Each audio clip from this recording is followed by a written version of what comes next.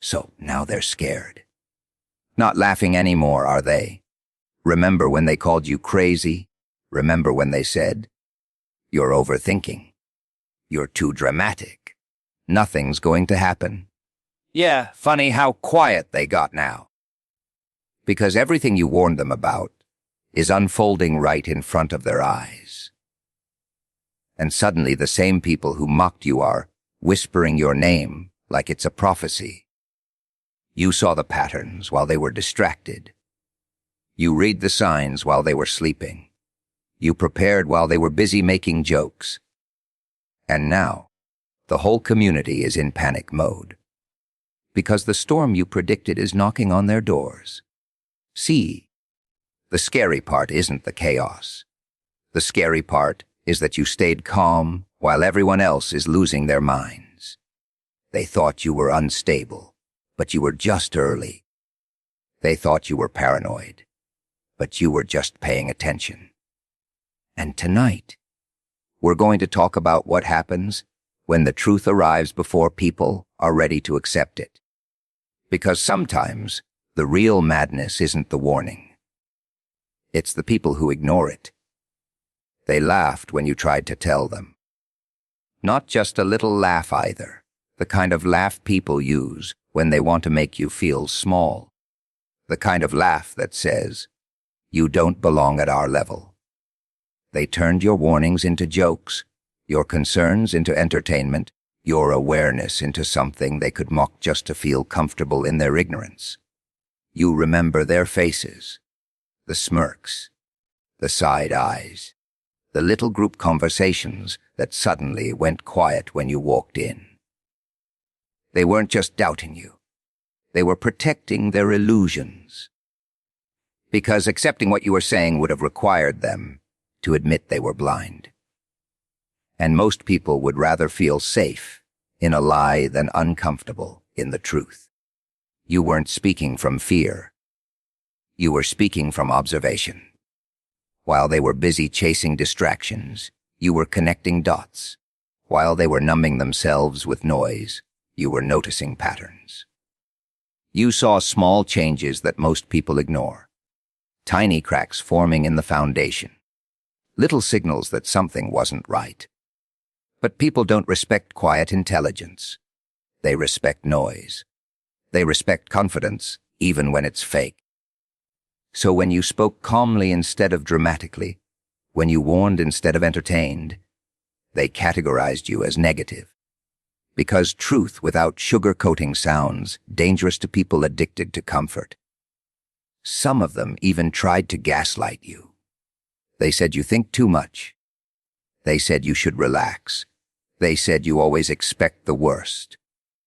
What they were really saying was, please stop making us think, because your awareness was disturbing their peace of mind. And weak minds protect comfort at all costs. The funny part, you never asked them to believe you.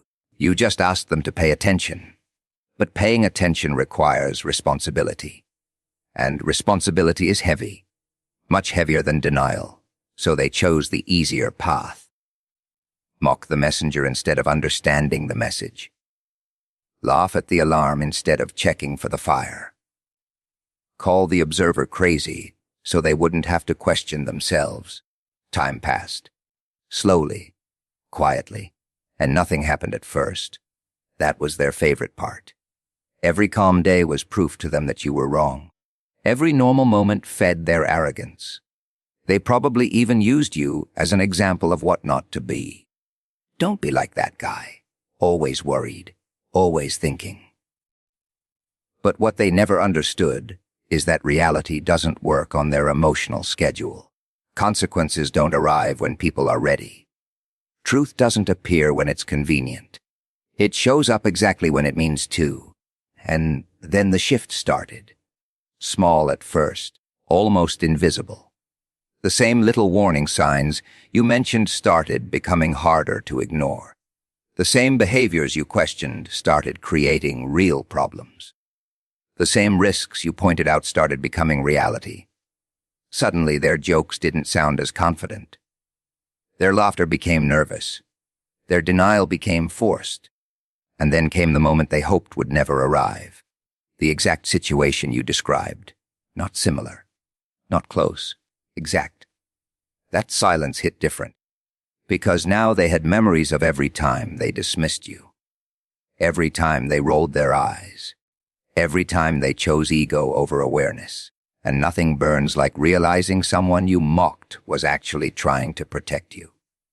Now they speak differently around you. Some avoid eye contact. Some pretend they always agreed. Some even repeat your ideas like they discovered them themselves. Human nature hates admitting it was wrong. But you didn't change. That's the part that bothers them the most. No victory dance. No, I told you so. No desperate need for validation. Just the same calm awareness you always had. The same steady mindset. Because you weren't trying to win an argument. You were trying to avoid a disaster. Now they're living inside the reality they laughed at.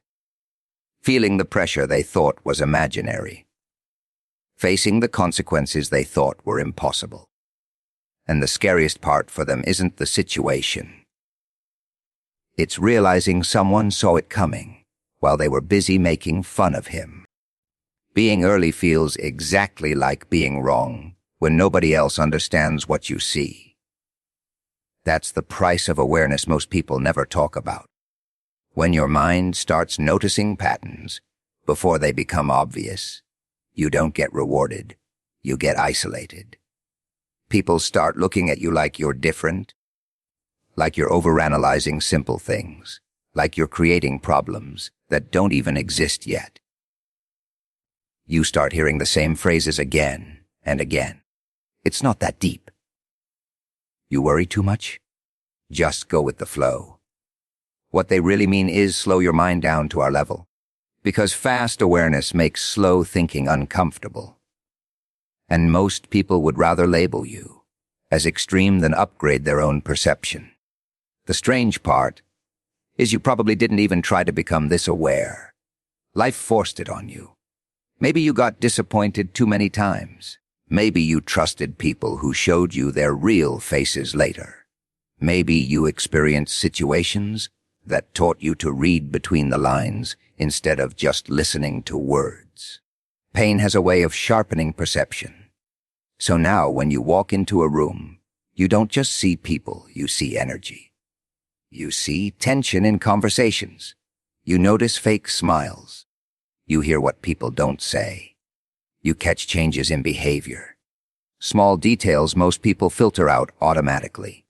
But when you react to those details early, people think you're imagining things. Because they only believe what becomes obvious. They only react when things become loud. You react when things are still quiet. That's the difference. It can even make you question yourself sometimes. You start wondering if maybe they're right. Maybe you are overthinking.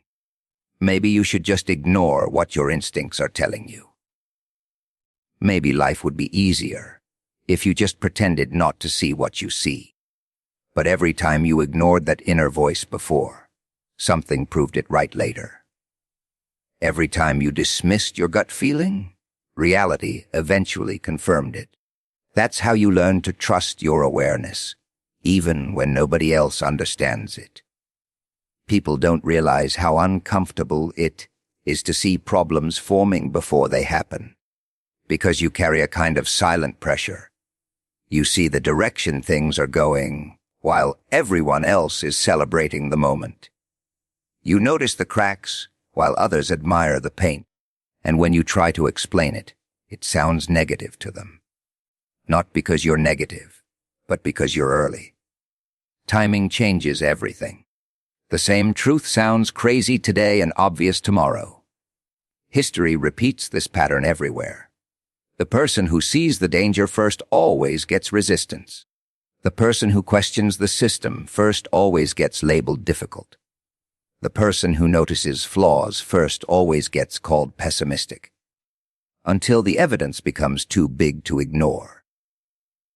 Then something interesting happens. The same awareness that made you look strange suddenly becomes valuable. The same mindset they criticized becomes the mindset they wish they had. The same caution they mocked becomes what they now call wisdom. But they never see the cost. They never see the loneliness of thinking differently. They never see the discipline it takes to trust your perception when everyone around you disagrees. They never see how many times you had to stand alone in your thoughts. Awareness is not loud, it's quiet. It's watching. It's connecting. It's patience mixed with pattern recognition, and patience looks like madness to people addicted to instant conclusions.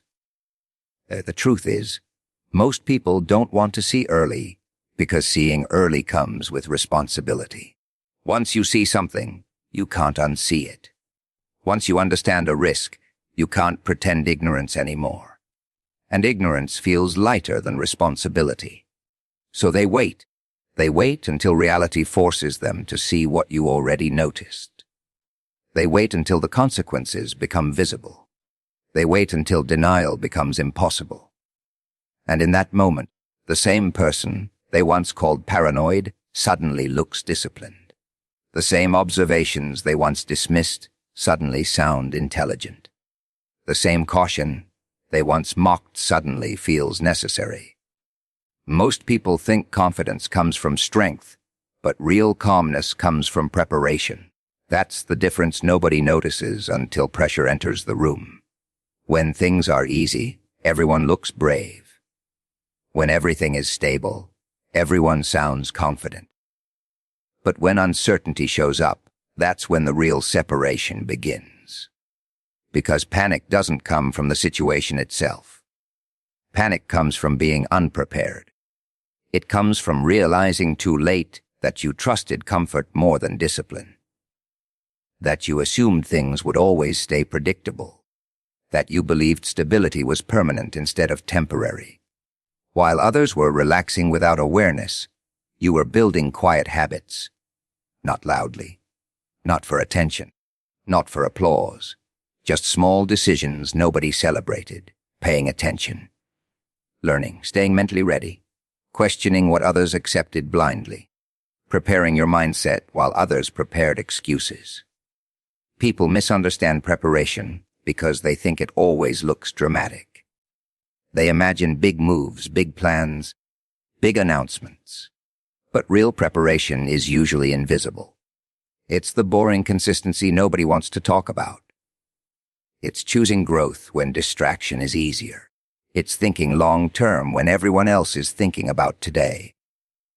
Sometimes it even looks like you're doing less. While they rush into everything emotionally, you pause. While they react instantly, you observe. While they jump into trends, you evaluate risks. And that patience gets mistaken for hesitation by people who mistake speed for intelligence. You learned something most people learn too late. Emotional reactions make situations worse, not better. So instead of training your reactions, you trained your responses. Instead of feeding anxiety, you fed understanding. Instead of chasing control, you built stability inside your own thinking. So, when things started getting difficult, you didn't need to pretend to be calm. You already built that calm through repetition, through facing small challenges seriously instead of ignoring them, through accepting discomfort early instead of being forced into it later. Meanwhile, others were depending on hope. Hope that nothing would change. Hope that someone else would fix things. Hope that problems would solve themselves. But hope without preparation is just delayed disappointment. That's why when pressure hit, you saw two types of people immediately. Those who had trained their minds, and those who had only trained their opinions. Those who built internal stability, and those who built external images. The loudest voices before the crisis often become the quietest during it. Because confidence based on comfort disappears when comfort disappears. But confidence built on preparation stays, because it was never dependent on easy conditions.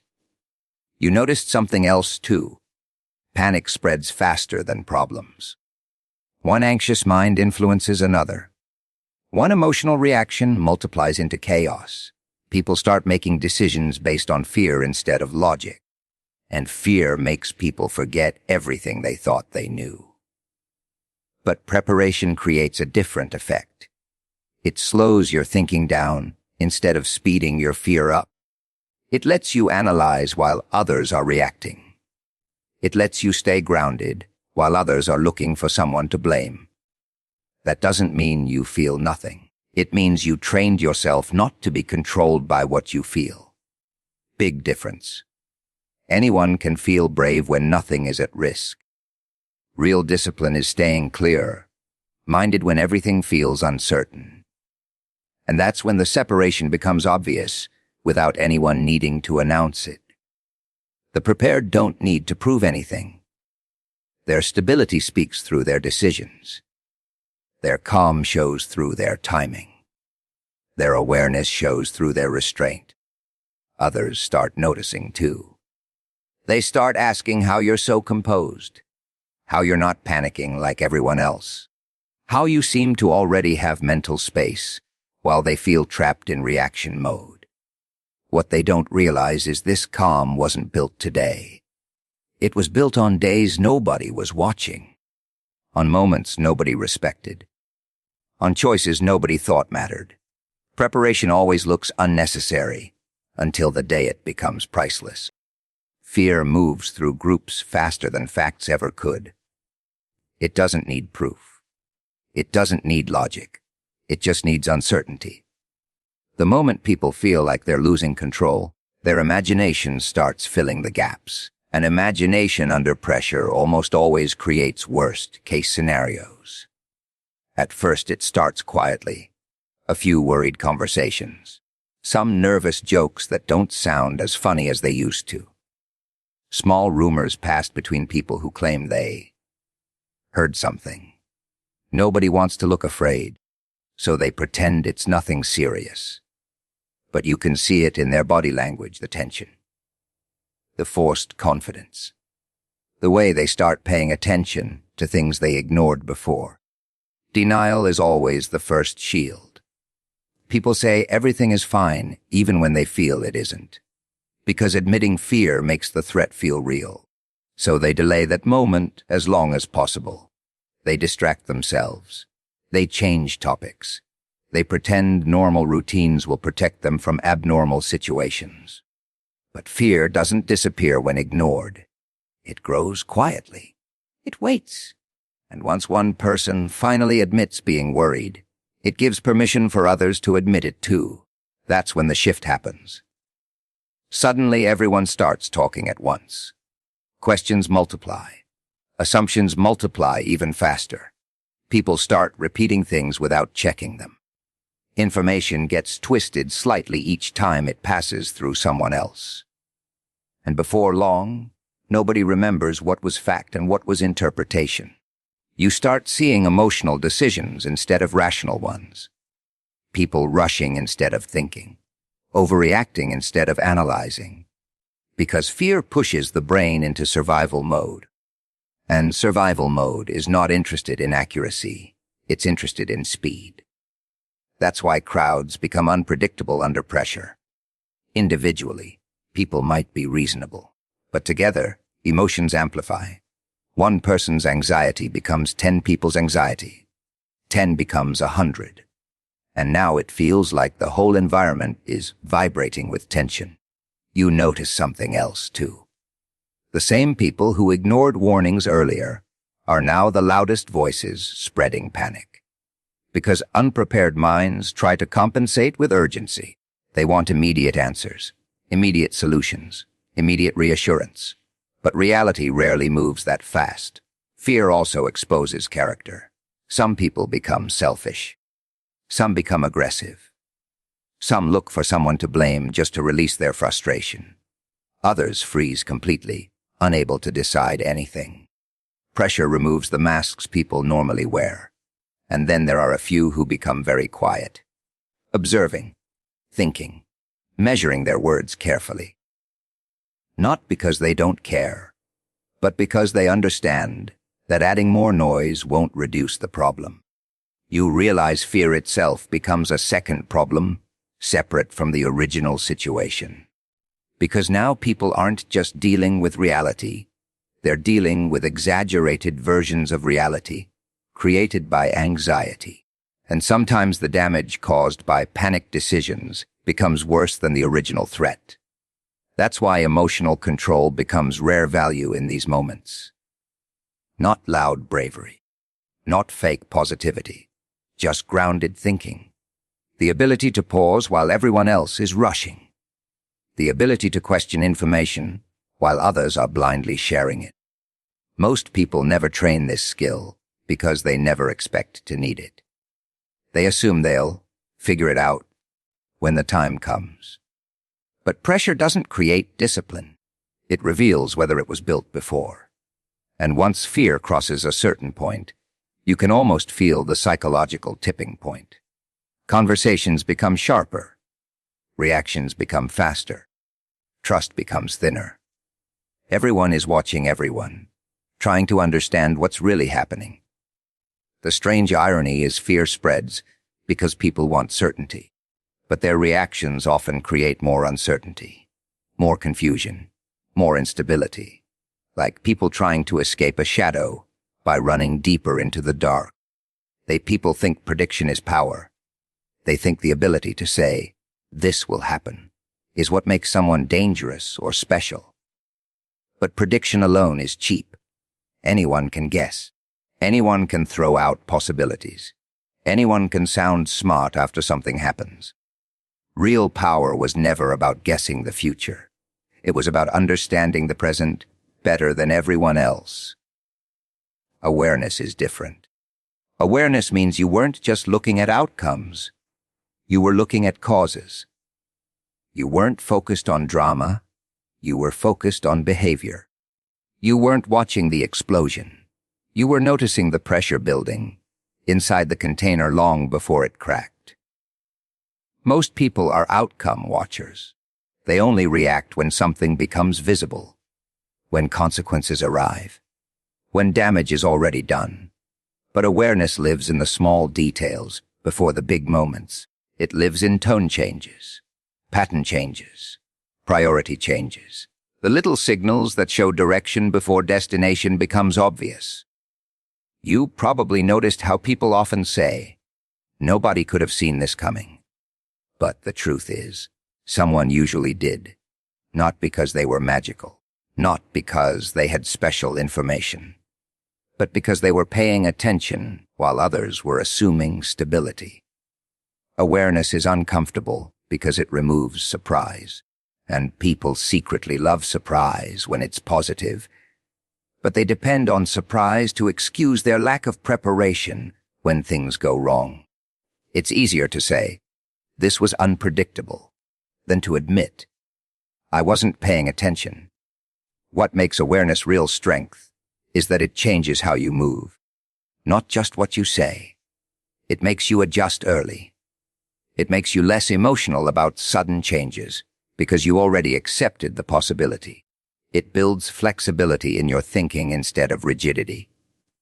You didn't need everyone to agree with you. That was never the goal. Awareness isn't about being followed. It's about being ready. Big difference. A lot of people chase validation more than understanding. They want their opinions approved. They want their concerns supported. But awareness sometimes means standing without approval. Seeing things alone before they become group knowledge. And that's where most people fail. Not because they can't see, but because they don't trust what they see unless others confirm it. They outsource their perception to the crowd. If the crowd isn't reacting, they assume nothing is wrong. But crowds are usually late. Groups move slower than individuals because they depend on consensus. And consensus usually only forms after evidence becomes undeniable. By that time, awareness has already turned into reaction. You learn to trust observation over popularity, to trust consistency over noise, to trust patterns over promises. Because words are easy, behavior is evidence. And the deeper truth is awareness isn't about being right. It's about being less wrong over time. It's about constantly adjusting your understanding instead of defending your ego. It's about asking, what am I missing? Instead of, how do I prove I'm right? That mindset makes you dangerous in a different way. Not dangerous because you predict problems. Dangerous because you aren't easily manipulated by appearances. Because you watch actions instead of listening to performances.